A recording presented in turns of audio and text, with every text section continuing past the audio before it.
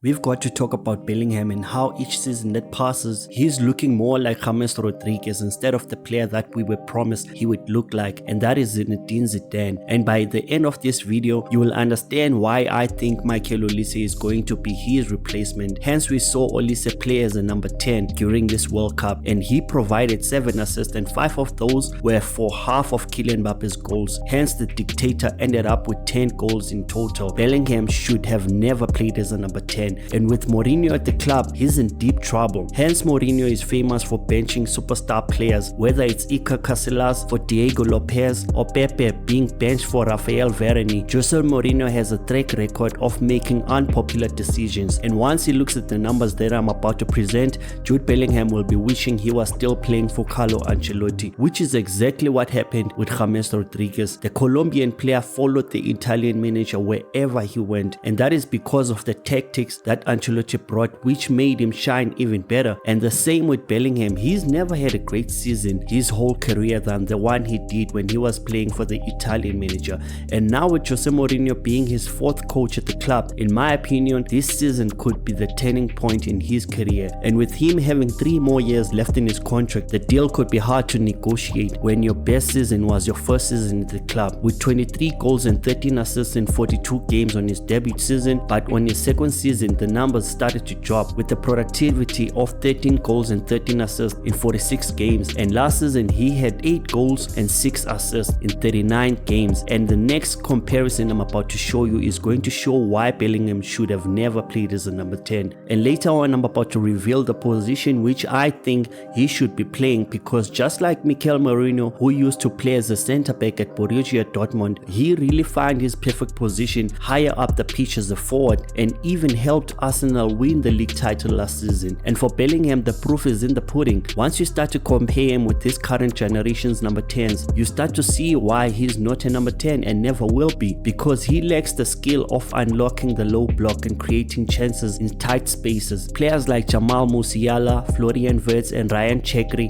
these are players who are responsible for unlocking low blocks, and each season these players are judged from the number of goal scoring opportunities they create per 90 minutes, with Ryan Chekri leaving the group with 3.18 chances created per 90 minutes. Florian Wirtz has 2.3 chances created per 90 minutes, and Musiala has 2.23 chances, while Jude Bellingham is sitting with 1.1 chances created per 90 minutes. And guess what? I forgot to include just one player from these groups of players that I just mentioned, and that is Michael Olise, who comes only second to Ryan Chekri with 2.5 chances created per 90 minutes. And now that I've mentioned Michael Olise, remember back in May 2026 when Mourinho went to watch the final of the German Cup between Bayern Munich and Stuttgart? That might not mean anything, but when Florentino Perez revealed the player he wishes to sign, he openly stated that it's none other than Michael Olise. I'm not saying that there is a link between the two, but all I'm saying is football can be unforgiving sometimes. In this case, I'm not blaming anybody but the coaches that convinced Bellingham that he is a number 10, because he's definitely not. And not only are his assists low for a player who plays high up the pitch, but his style of play is not even suitable to be played on the wings, which is a major red flag for a number 10. Hence, we have seen players like Musiala, Chekri and Wirtz all being used in the wing position at some point, and that is because a true number 10 should be able to move across all the front 4 positions wherever they are needed. And I took note of Bellingham's lack of versatility during the 2-legged tie against Arsenal in 2025, where Madrid was beaten 3-0 away and 2-1 at home, and all he said was remontada, and went on to lose 5-1 on aggregate to Arsenal. Most people blamed Mbappe and Vini for the loss, but I just found Bellingham's positioning a bit concerning. I remember when Bellingham first rose to superstar heights, and when they asked him why he wears number 22, he used to say that it's because he can play number 4, number 8 and number 10, which when summed up they total 22. And if you ask me, I would say he should wear number 14, because his most suitable positions are number 6 and 8. And if that could happen, we would actually see another Yaya Toure regen, which is a goal scoring defensive midfielder. And most people forget that Yaya Toure once scored 20 goals in the season of 2013-2014 at Man City. And when I see Bellingham, I see the same qualities of a Yaya Toure, a deep playing player who has has an eye for a goal but can't play up front because he lacks the agility and quick feet to make smart 1-2 touches like a tiki-taka player, which is why Yaya Toure always had a problem with Pep Guardiola at Barcelona at first, and even when Pep joined Manchester City.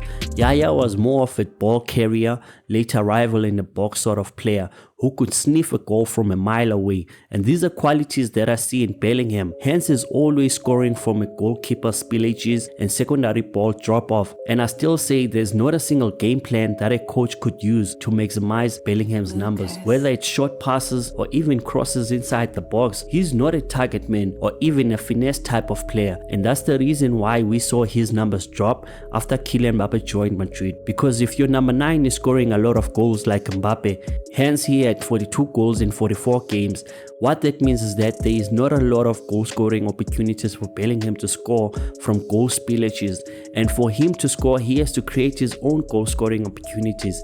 And to be honest, I don't think Bellingham is capable of taking on a ball from center half and dribble 4 players to put the ball in the top bins. He just isn't that type of player. He's an athlete, but he's not a traditional number 10. He just got into a great situation at Madrid, and scoring those goals under Carlo Ancelotti has left him in a bad situation, because even in Germany he was never consistently scoring goals and running up stats. Hence he has a record of 24 goals and 25 assists in 132 games. But when he moved to Madrid, he walked into the perfect situation for him to flourish, and he had a crazy marketing team behind him, I must be honest.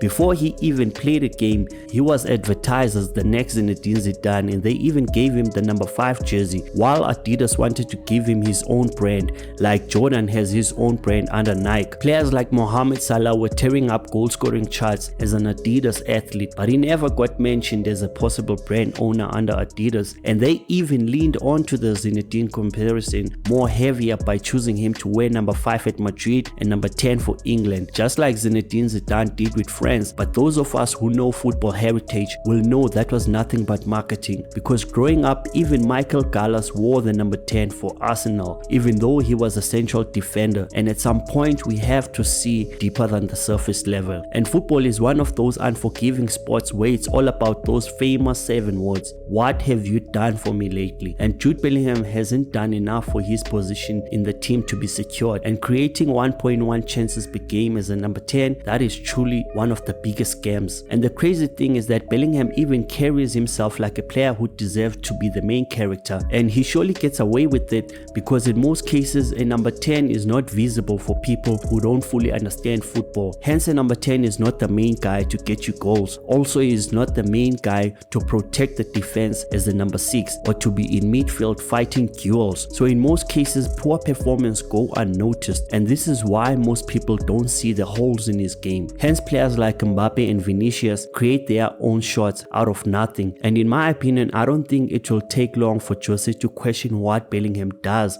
at an elite level. And with the Portuguese making his return at the club, I'm trusting he will try and recreate his team of the season 2011-2012. Hence is bringing back Sami Khedira as his assistant coach, a player that played under him during that season when Madrid broke the league record of 100 points. And the key player in that season was the left-footed Mesut Ozil, who had 28 assists in 52 games that season. And guess who had 21 assists last season for Bayern Munich? It's none other than Michael Olise. Till next time, peace.